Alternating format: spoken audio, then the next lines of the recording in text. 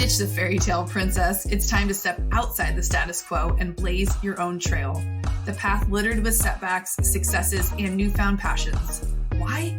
Because when you break away from the script, you start to pursue a life by choice. One that is all yours. Live unscripted and rewrite your life. Welcome back to Unscripted. Today's topic was something that I just have been feeling called to lean into. You know, I talk about it a lot on social media. I share a ton around growing your confidence. And through that, comes your ability to develop a deeper level of self-trust. Because I feel like when we have that certain level of self-trust, we just automatically gain more confidence. And so I did a little deep dive. I did a little research around kind of what it looks like to, fuck it. Let's just have a real unfiltered conversation, right? About personal growth and some self-improvement. I mean, today really, I just want to share some strategies for building more self-confidence in your life, because I know that if you can show up and have a more positive self-image, that you are without a doubt going to develop a deeper level of confidence.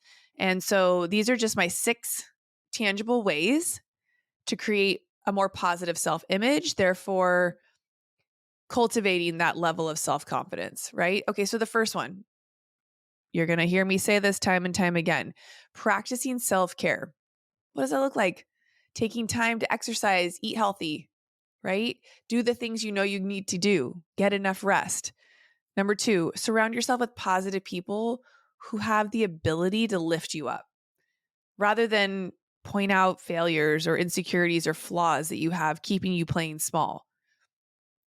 Third one, focus in on your strengths.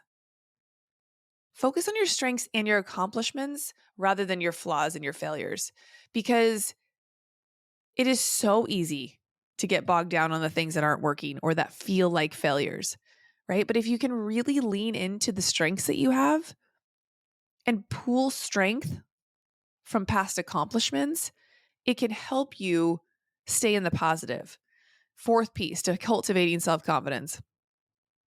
Set realistic goals for yourself and then celebrate when you achieve them. I think we don't create enough space to give ourselves that level of achievement when we do actually, create the things we want in life.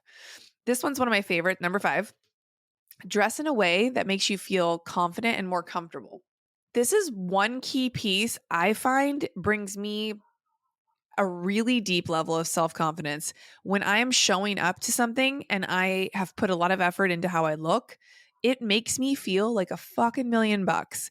And I know you know what I mean.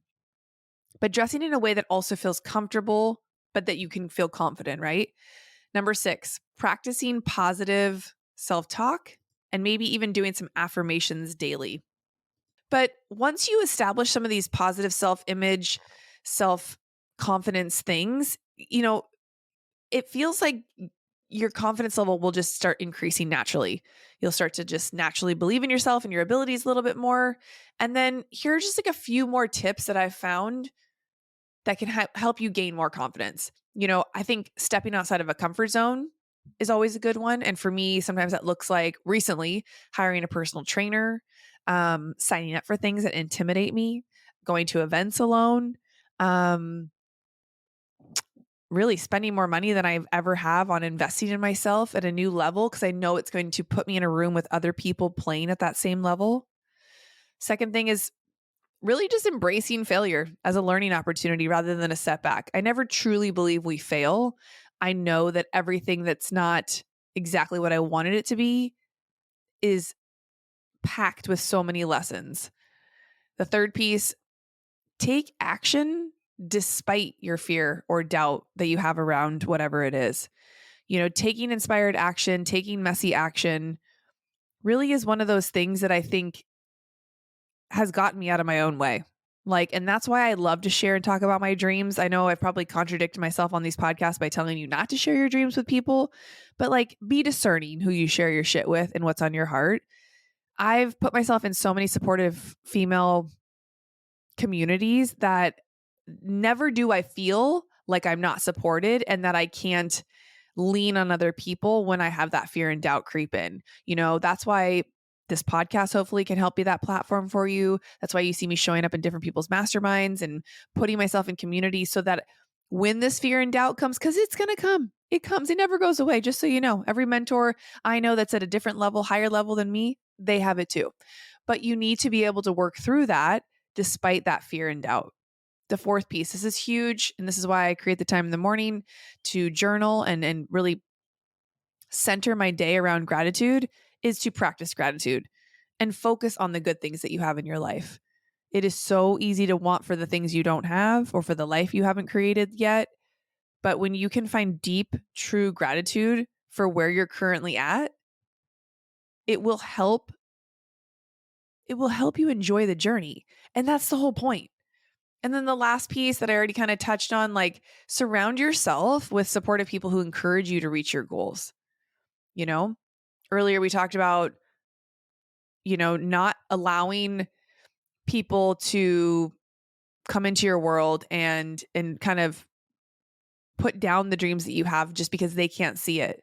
When you put yourself in rooms with other supportive people who really truly encourage you and see the light that you have and maybe even call out how you're playing small, man, that's a game changer. And just always remember that building self-confidence, it does require deep interpersonal work. It doesn't just get gifted to you. It's important to reflect on your values, your beliefs, and the experiences that may be holding you back. But don't forget, you have the power to do this work and reach the level of self-confidence that you desire. And to all my bold and courageous women out there willing to show up for their future selves, girl, I know you're cultivating self-confidence. I know that by doing this, it will help you bust through that glass ceiling of doubt. And it can help you achieve your goals and live this life that you truly deserve. Right now, I'm reading The Big Leap for like the fourth time by Gay Hendricks. And it talks so much about these glass ceilings and this upper limit that we create for ourselves based on our condition growing up, our experiences, what we've been told. And it's a really amazing book. I challenge you, if you're dealing with that, read that book. Keep listening to this podcast. Find supportive communities that will help lift you up and pour into you. And I want to leave you with this question. What would it mean to have a stronger relationship with confidence? I want you to really think about it. Maybe journal about it, and then maybe take some action towards making it a reality. I think the action piece for me is, getting into that community, asking for the support and help I need from different mentors, and doing the work, right? For me, that looks like getting up early, creating that me time, following through, doing the things I say I'm going to do that really don't affect anybody else. Sitting down to record these podcast episodes, being consistent with this podcast, reaching out to peers and mentors that I want to surround myself with, offering value to people in any way that I can in order to get into their world, even if I don't feel like I belong there yet. Every stretch that I push myself into creates a ripple effect and some next level opportunity that I didn't even know existed. And if you take anything away from this podcast episode today, it's that you truly have the ability to build a really strong sense of self through showing up and taking action. And I used to hate when my mom would say, "No one's coming to save you." And I'm like, "Oh, yes, they are. Someone's coming to save me. He's going to ride in on a white horse and it's going to be just like a Disney movie." Well, it never happened. And at the end of the day, the things we work for have so much more meaning. And I know you're on this journey of self-discovery, and sometimes our path to a strong sense of self-confidence can feel like, fuck, I don't know what I'm doing. I feel the furthest from confident right now. But if you can get rooted back to your vision, to your why, to a deeper sense of meaning around your life, I promise you'll start to be able to see the next step you need to take. And so with all of that, I'm here. You can always reach out. I love hearing from you about this podcast, how it's affected you. If you had any takeaways from these episodes, it just honestly means the world to me to be able to support you in whatever way I can. But confidence is like a muscle. You can work on it. You can grow with it. You can do all the things. It's going to be there for you. So just lean into it and accept that it's a journey and know that you're not doing it by yourself. You've got some help. You've got people who get it. And that you're loved and, all the good stuff. And sometimes, I feel like I don't want to let you go on these episodes because I want you to really sit in the juiciness of what it would feel like if you had the level of confidence it would take to do the things that you really want to do in this world. So I'll just leave you with that. I hope this quickie inspired you to take some action, ask for some help, get into the right communities, reach out because the world needs you. We need your light. Which one of your girls needs to hear this one? Send this to someone who could use a smile, some encouragement, and a little love from this edgy podcast host. Much thanks and all the love.